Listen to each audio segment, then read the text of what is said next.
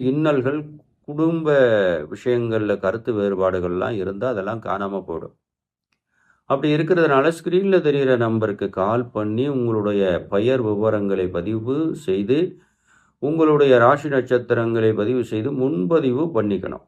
அப்படி பண்ணிண்டு எப்போ வர சொல்லுகின்றார்களோ அப்போ வந்து அந்த யாகத்தின் பலனை இலவசமாக பெற்று உங்களுடைய இன்னல்களை நீங்கள் தீர்த்துக் கொள்ளலாம்.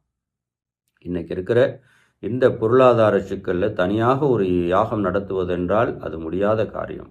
பணம் படைத்தவர்கள் செய்து கொண்டுதான் இருக்கிறார்கள். அதை நாங்கள் தொடர்ந்து செய்து கொண்டிருக்கிறோம். ஆனால் இல்லாத ஏழை எளிய நபர்களுக்கும் இந்த பலன் கிடைக்க வேண்டும் என்பதற்காகவே ஒவ்வொரு ஆண்டும் மகாவேள்வி நடத்துவது வழக்கம். அதே போல இந்த ஆண்டும் நடத்துகின்றேன்.